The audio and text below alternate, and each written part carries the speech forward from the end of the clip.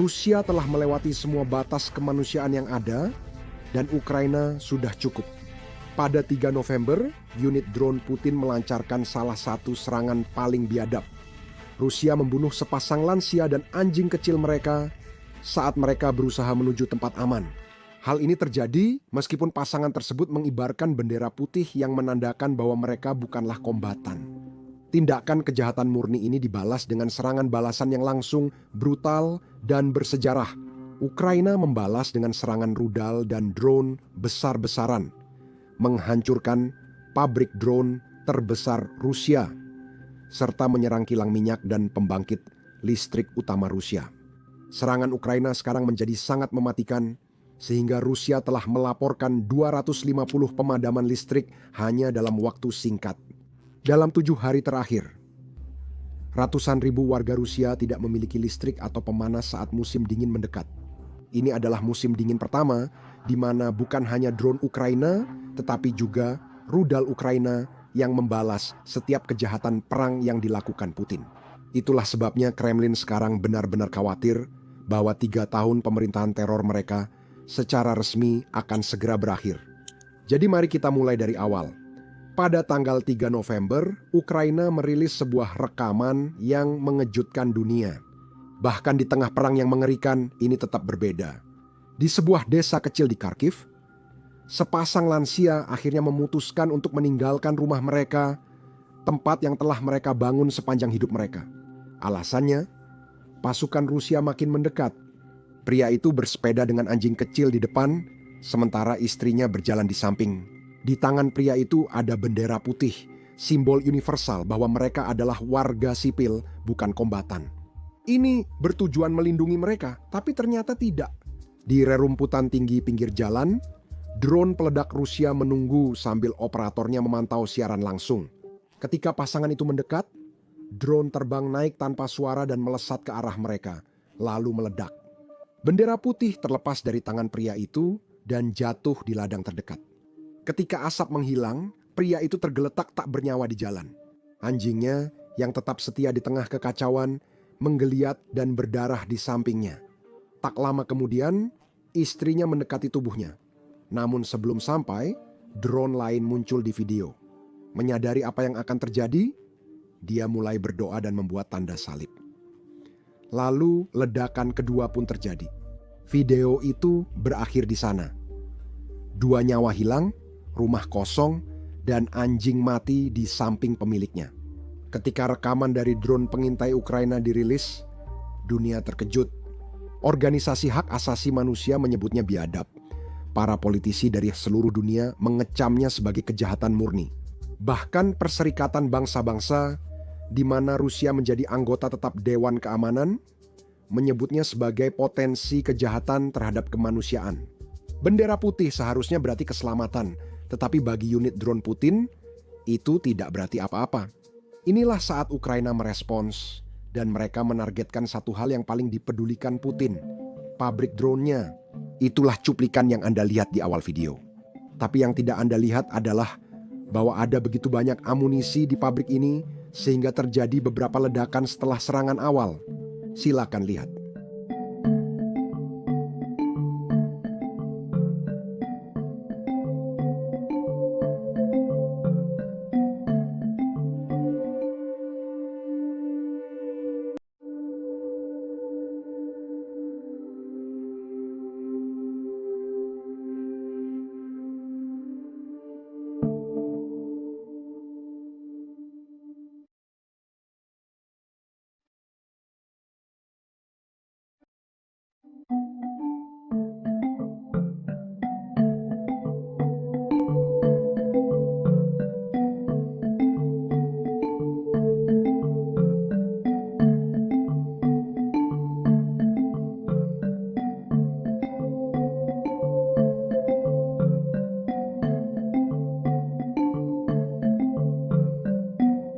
Menurut media Rusia, lebih dari 1.000 drone kamikaze Giron 2 hancur dalam serangan di markas Donetsk.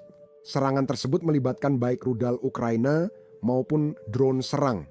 Akibatnya, gudang amunisi, fasilitas penyimpanan bahan bakar, lokasi peluncuran unmanned aerial vehicle, dan suplai listrik di markas itu hancur. Selain 1.000 drone awal, ada juga 1.500 hulu ledak yang benar-benar hilang begitu saja. Kalian sudah lihat ledakannya di klip tadi. Markas ini besar, namun tak ada yang selamat di sekitarnya. Bagi Putin, hal yang paling menakutkan bukan kehilangan pabriknya. Bagian yang paling menakutkan adalah bahwa itu bukan hanya drone Ukraina. Kini, bahkan rudal Ukraina meluncur ke markasnya tanpa hambatan. Ini adalah sesuatu yang tidak terjadi tahun lalu, dan sekarang ini menjadi kejadian sehari-hari. Selain itu, ini bukan hanya terjadi di wilayah yang diduduki Rusia, tapi juga terjadi jauh di dalam wilayah Rusia sendiri. Itulah sebabnya kota-kota Rusia sekarang menjadi gelap, dan mereka tetap gelap selama berhari-hari. 2 malam lalu, 4 November, gardu induk Vladimir 750 kilovolt rusak untuk ketiga kalinya karena serangan Ukraina. Ini adalah gardu listrik yang sangat penting yang memasok listrik langsung ke Moskow, dan inilah alasan utama Ukraina menyerangnya. Inilah akibatnya.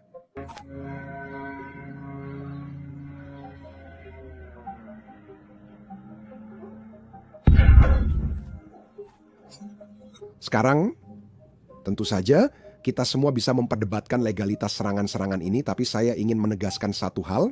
Ukraina tidak melakukan serangan ini secara preemptif. Mereka merespons serangan Rusia terhadap pembangkit listrik Ukraina, dan mereka memastikan bahwa Putin merasakan akibatnya. Itulah sebabnya serangan Ukraina terjadi pada pembangkit listrik yang memasok listrik ke Moskow. Lihatlah peta ini. Lihat semua pembangkit listrik yang diserang Ukraina dalam 30 hari terakhir. Semua berada di sekitar Moskow, dan listrik dari pembangkit itu dialirkan ke ibu kota. Nomor 3, 1 Vladimir 1. Nah, Ukraina baru saja menyerangnya pada tanggal 3 November seperti yang baru saja kita bahas. Itu berarti pembangkit itu telah diserang 3 kali hanya dalam waktu sekitar 30 hari. Di bawah ada pembangkit listrik Forlo yang diserang Ukraina di malam yang sama dengan pembangkit Vladimir. Tujuan dari semua serangan ini adalah untuk perlahan-lahan mencekik pasokan listrik yang diterima Putin. Jadi Putin dan kroni-kroninya mulai merasakan penderitaan yang telah dirasakan Ukraina selama 3 musim dingin terakhir. Karena itu, keesokan harinya Ukraina menembakkan rudal Flamingo ke pembangkit listrik tenaga panas Oral, salah satu pembangkit listrik terbesar Rusia.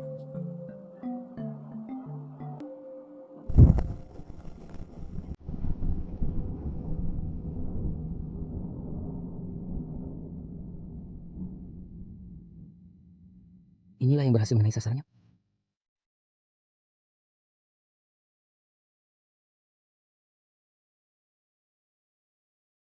Alasannya jelas. Jika Rusia tidak meninggalkan rencananya untuk menghancurkan sistem energi Ukraina, maka sistem Rusia juga akan dihancurkan. Kami juga punya rekaman drone Ukraina yang mengunjungi beberapa teman. Mereka miliki di kilang terbesar Rusia, Envilno, Novograd. Ini sangat penting bagi Moskow karena kilang ini memproses sekitar 18 juta ton minyak Rusia setiap tahunnya. Selain itu, kilang ini memurnikan sekitar 30% bensin yang dikonsumsi Rusia di dalam negeri. Sepertiga dari konsumsi nasional. Itu adalah hal yang sangat besar, dan itulah sebabnya drone Ukraina cukup sering beraksi di kota itu. Coba lihat saja foto-foto setelah serangan di Novograd. Kota itu mengalami pemadaman listrik total. Masa-masa sulit bagi Rusia karena Ukraina perlahan-lahan membongkar jaringan listrik di seluruh negeri. Melihat foto-foto ini, saya harus akui pada Putin. Dia benar-benar membangun kembali Uni Soviet di depan kita. Kota-kota Rusia terjerumus ke dalam kegelapan hampir setiap malam sepanjang bulan. Persis seperti dulu di Uni Soviet. Sekarang, kegelapan yang sama menyebar ke kota Rusia bernama Vladimir. Lihat rekaman drone ini.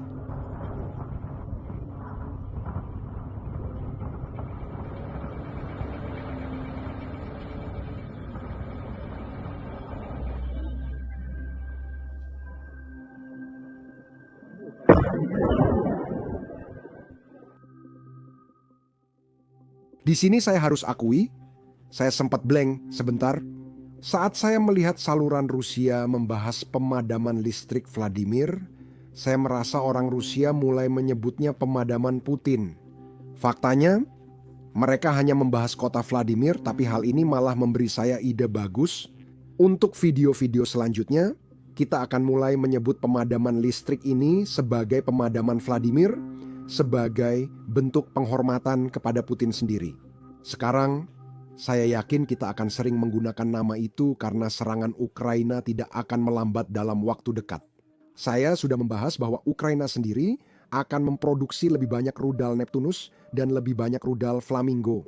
Tapi di atas itu semua, Inggris baru saja mengumumkan bahwa mereka akan memberikan lebih banyak rudal Storm Shadow kepada Ukraina setelah melihat apa yang bisa dilakukan Ukraina di dalam Rusia.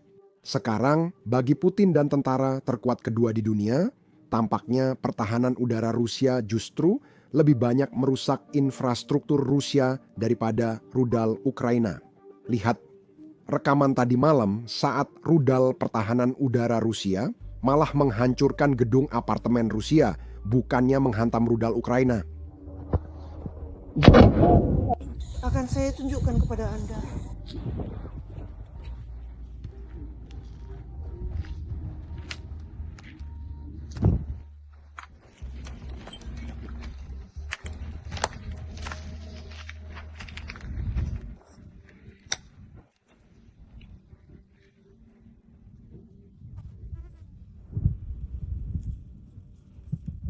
Sekarang, seperti yang mungkin sudah kalian dengar, pasukan Rusia sedang maju ke arah Prokras.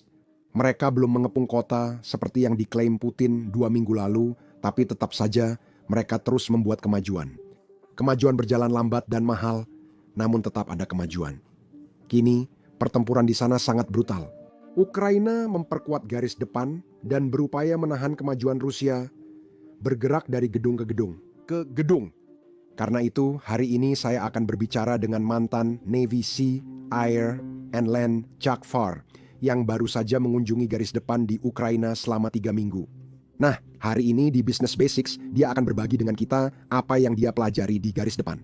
Dia juga akan membedah rekaman dari garis depan Prokras. Sekarang, seperti yang kalian tahu, rekaman dari perang selalu sangat grafis. Itu sesuatu yang memang tidak bisa kami unggah di YouTube. YouTube akan menghapus channel kami. Jika tidak, jadi kami membuat Business Basics. Ini adalah platform yang kami bangun dari nol, jadi kami tidak punya batasan apapun. Tujuan kami adalah memberikan liputan tanpa sensor tentang peristiwa di seluruh dunia. Kami tak perlu mengaburkan atau menyembunyikan apapun. Karena para pengiklan tidak senang, itu karena kami tidak memiliki pengiklan di situs web. Kami didukung oleh kalian semua. Jika kamu tertarik dengan liputan seperti ini yang tidak ada di media arus utama, kunjungi basicsinsider.com. Gunakan tautan di deskripsi atau scan code QR di layar. Dengan mendaftar, kamu mendapat akses ke banyak konten yang sudah kami buat, serta semua konten mendatang yang tidak bisa diunggah di YouTube. Di atas semua itu, kamu juga akan mendukung channel ini dan mendukung liputan kami. Jadi, terima kasih banyak. Nama saya Sam, dan saya akan bertemu kalian di video berikutnya.